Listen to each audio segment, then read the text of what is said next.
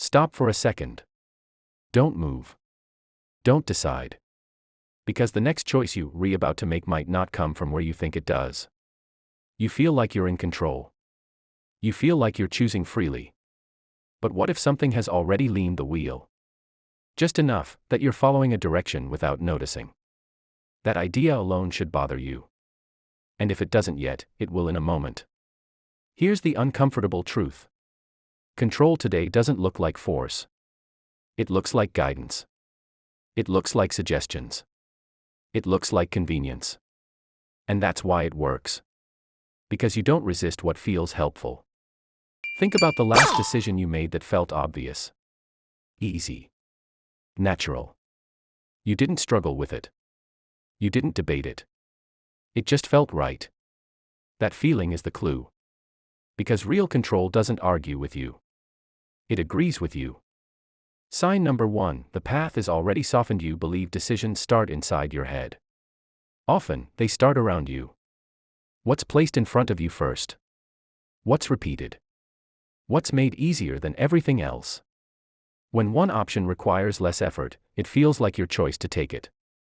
Ease bypasses thinking. Difficulty forces it. And when thinking is removed, direction takes over. Ask yourself this. If all options required the same effort, would you still choose the same one? Here's the scary part. When something is too easy, you stop questioning why. Sign number 2, timing lowers resistance. Notice when ideas show up. When prompts appear. When options are presented. Not when you're sharp. When you're tired. When you're bored. When you're emotionally open. Timing isn't random. Resistance drops at predictable moments, and influence waits for those moments patiently. When your guard is down, suggestions feel reasonable instead of intrusive. But here's the unsettling question. If something knows when you're most likely to give in, how free is the decision? Sign number 3, familiarity replaces judgment. The more you see something, the safer it feels. Even if you never chose it consciously. Repetition creates comfort. Comfort creates trust. And trust removes caution.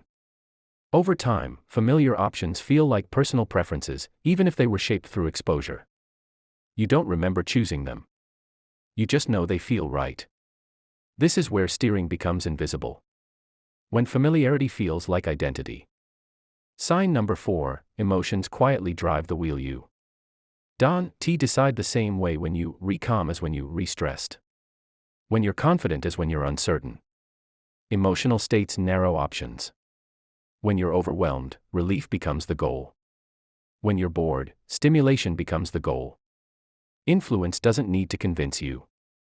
It only needs to wait for the right emotional state, then offer the option that fits it. Here's the scary part. You call it intuition. But it might just be timing. Sign number 5, your hesitation is already known. You think hesitation protects you. Sometimes it doesn't. The pause before a choice. The scroll away. The return later. All of it reveals internal conflict. And conflict is valuable information. It shows pressure points. It shows where resistance lives. Over time, influence learns how long to wait. How much to push, and when to pull back. Ask yourself this. If your hesitation can be measured, can it be worked around? Sign number 6, small choices train bigger ones. Steering rarely starts with something big. It starts small. A harmless action. A simple agreement. A quick click. Small choices don't trigger alarm. But they build momentum. Once you move in a direction, continuing feels easier than stopping. Consistency takes over. And soon, you're making choices that would have felt wrong earlier, but now feel justified. Here's the chilling truth. By the time the decision feels serious, the path behind you already explains it. Sign number 7, reasons come after action. This one is uncomfortable to admit. Often, you act first and explain later. The mind hates feeling out of control, so it creates reasons. Logical ones. Comfortable ones. These explanations make the decision feel intentional. But the explanation didn't cause the action. It covered it. That's how steering stays hidden. You feel rational. You feel in charge. Pause here. This matters. If reasons follow actions, how many decisions were truly deliberate? Now take a breath. This isn't about fear. It's about awareness. Because steering only works when you don't notice it. The moment you see the pattern, its power weakens. So how do you take control back? First. Second. Add friction. Make actions slightly harder. Move things. Delay responses.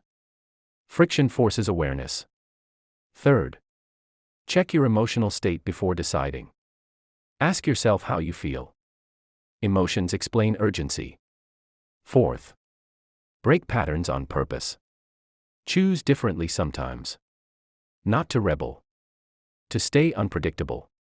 And most important. Separate identity from behavior. Just because you chose something doesn't mean that's who you are. Identity locks patterns in place. Awareness unlocks them. Remember this. Something can steer your decisions only when you stop steering yourself. Independence isn't automatic. It's practiced. The more you observe your choices, the more control returns. If this felt uncomfortable, that's a good sign. It means you're noticing the pull. Tell me in the comments if you ever realized a decision didn't fully feel like yours. And if you want to see the next layer, how environments are designed to guide behavior without commands, stay close.